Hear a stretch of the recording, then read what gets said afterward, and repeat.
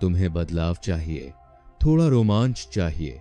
लगता है जिंदगी तुम्हें धोखे से मिली है, ऐसा खराब सामान जिसे तुम लौटाना चाहते हो, पर अफसोस तुम्हारी कोई वारंटी नहीं है। तुम्हें अपनी नौकरी और घर से नफरत है, ऐसा कोई दोस्त या परिवार नहीं जिससे तुम जुड़ सको।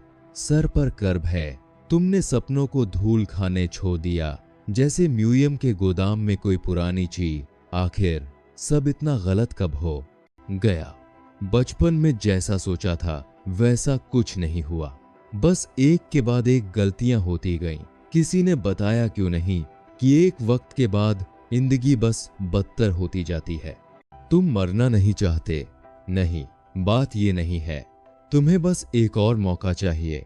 तुम एक नई शुरुआत चाहते हो, किसी और जगह, किसी और वक्त में, ऐसी जगह जहां तुम सब कुछ भूलकर बिल्कुल नए सिरे से शुरू कर सको। तभी आप पहली बार बैकरूम्स के बारे में सुनते हैं।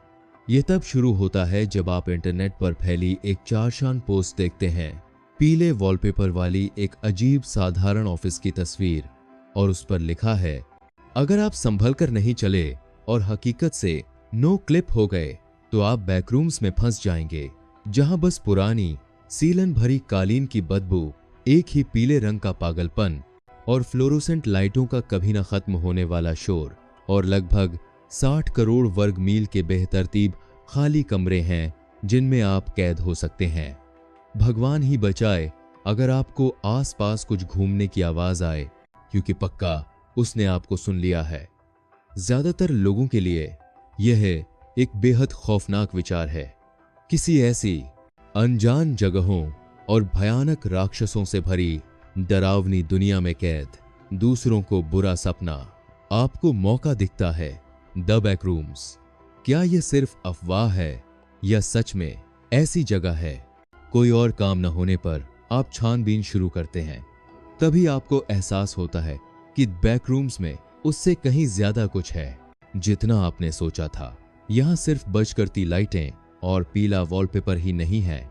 ऑनलाइन फोरम और विकी के अनुसार दी बैकरूम्स विशाल है और इसमें ढेरों लेवल्स हैं जिनके अपने अलग इकोसिस्टम, माहौल और जीव हैं।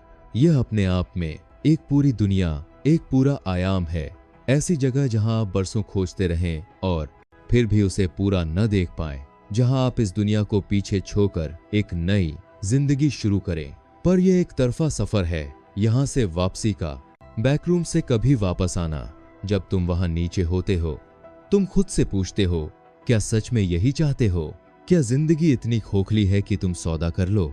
और सोचने पर तुम्हें यह एहसास होता है कि हाँ, तुम ऐसा ही करोगे। अब बैकरूम्स ही तुम्हारी असली और आखिरी मंजिल है। तो फिर तुम अपनी तैयारी शुरू करते हो। तुम्हें यह बताया गया है कि भले ही बहुत से लोग वहां गलती से पहुंच जाते हैं, पर अगर तुम्हें सही तरीका पता हो तो वहां जानबूझकर जाना भी पूरी तरह मुमकिन है। पर तुम अभी इस पेशाब के रंग वाले नरक में नई जिंदगी शुरू करने को तैयार नहीं हो। ऑनलाइन सोर्सेज के मुताबिक कुछ ऐसी तैयारियां और सामान हैं जो पहले जुटाने होंगे, वरना बैकरूम्स में तुम्हारा सफर शायद तुम्हारी सोच से छोटा हो सकता है। बैकरूम्स के एक्सपर्ट्स सलाह देते हैं कि एक फर्स्ट एड किट अपने साथ रखें ताकि सफर में लगी चोटों का इलाज हो सके, और साथ ही एक हथियार भी। हथियारों की मांग बहुत खास है। मशेटी या लंबा चाकू सबसे सही बताया गया है, क्योंकि बंदूकें ताकतवर तो हैं पर बहुत जोखिम भरी। धमाके की वो तेज आवाज उन सुनसान खाली गलियारों में छिपे अजीब और खतरनाक जीवों का ध्यान तुम्हारी तरफ खींच सकती है। वे टाइमर साथ रखने की सलाह देते हैं, क्योंकि बैकरूम्स में समय का कोई ठिकाना नहीं, और पानी के लिए एक कैंटीन भी। इसके अलावा बैकरूम्स एक्सपर्ट्स वो सब लाने को कहते हैं जो आप किसी मुश्किल कैंपिंग ट्रिप पर ले जाते। स्नैक्स, स्लीपिंग बैग, मजबूत कपड़े और उनके सेट, एक बैकपैक, हेडलैम्प या टॉर्च, स्की मास्क, एक मोटा कोट और घुटने कोहनी के पैड्स, और अगर ज्यादा सावधानी बरतनी हो तो लाइट ब्लॉकर्स और नाइट विजन गॉगल्स। पूरी तैयारी करके ही आना, क्योंकि आप वहां से फिर कभी भी लौटकर वापस नहीं आने वाले। अब बारी है यह जानने की कि अपनी जिंदगी पीछे छोड़कर बैकरूम्स में कैसे घुसें। आपको ओरिजिनल पोस्ट की वो बात याद होगी कि कैसे लोग हकीकत से नो क्लिप होकर और इस खौफनाक दुनिया में पहुंच जाते हैं, बिल्कुल किसी वीडियो गेम की तरह। लेकिन कोई जानबूझकर नो क्लिप कैसे कर सकता है? पता चला है कि बैकरूम्स कम्युनिटी इसमें आपकी मदद कर सकती है। सालों के अनुभव और गहरे निरीक्षण के जरिए उन्होंने बैकरूम्स में नोक्लिप करने के वो सारे छुपे हुए राज अब आखिरकार ढूंढ निकले हैं। यह बात ध्यान में रहे कि बैकरूम्स में जाने कोई भी एक पक्का तरीका नहीं है, बस नोक्लिप होने के चांसेस बढ़ाने के तरीके हैं। कम्युनिटी ने कुछ ऐसी खास जगह बताई हैं जहां नोक्लिप होने के चांसेस बाकी जगहों से काफी ज्यादा हैं। सुनसान इमारतों की वो दीवारें जो थोड़ी गहरी दिखें, ऐसे दरवाजे जो कहीं नहीं जाते, या किसी अजीब जगह पर हों, कोई भी जगह जहां पैरानॉर्मल एहसास हो, जैसे रोंगटे खड़े होना या बिजली की गुंजन, बेचैनी का एहसास, सीढ़ियों की आखिरी पायदान चूकना और मुंह के बल गिरना। हालांकि आधिकारिक साहित्य बताता है कि यह आमतौर पर काम नहीं करता। केवल कुछ चुनिंदा सीढ़ियों पर, और उन सीढ़ियों के असामान्य गुण गायब या स्थानांतरित हो जाते हैं। 2 या इस विधि से इतने प्रवेशों के बाद अंतिम बताई गई विधि है किसी ग्लिच वाली कुर्सी का उपयोग है। हालांकि असल में एक ग्लिच्ड कुर्सी क्या होती है, यह तो बस अंदाजा ही है। आप तय करते हैं कि वीरान इमारत वाला तरीका बैकरूम्स में जाने का सबसे सही रास्ता है, क्योंकि आप नहीं चाहते कि आप दिन भर सीढ़ियों से गिरते रहें।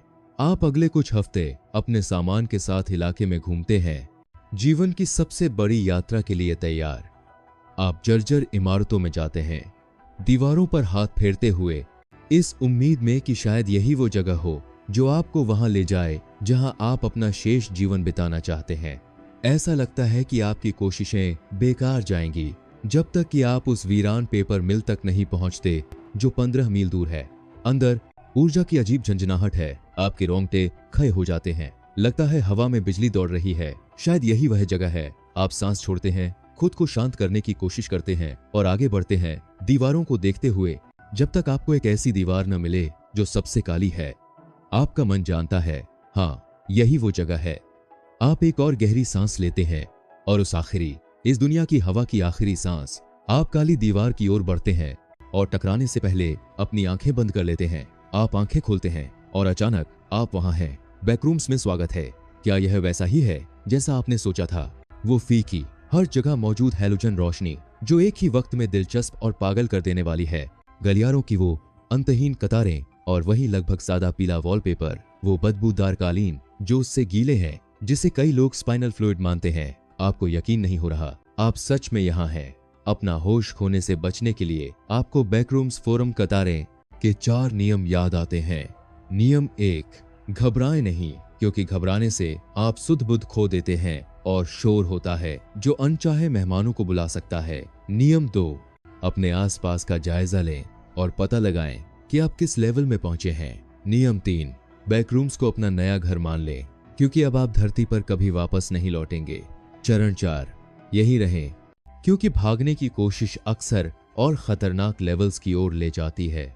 बैकरूम से निकलने का कोई रास्ता नहीं है और खोजना भी मुश्किल है, क्योंकि आपको कई खतरनाक लेवल्स और अजीब घटनाओं से गुजरना होगा। जाहिर है आप ये नियम अपनी मर्जी से मानेंगे। पूरी जिंदगी सिर्फ लेवल 0 पर रहने में क्या मजा, जब खोजने के लिए और भी कई लेवल्स मौजूद हैं। फिर भी आप जानते हैं कि पहले आपको थोड़ी देर भटकना होगा। लेवल 0 से 1 जाने का रास्ता नो क्लिपिंग है। जैसे आप यहाँ आए तो आप टहलने और जगह को देखने का फैसला करते हैं, अभी भी उस अजीब सी भनभनाहट और पैरों के नीचे गीले कालीन की आवाज से परेशान, जिससे आपका जी मिचलाने लगता है। आप जितना अंदर जाते हैं, अजीब चीजें दिखने और सुनाई देने लगती हैं। शायद यह रोशनी और कानों में समाती आवाजें हैं, दिमाग में घुस रही हैं।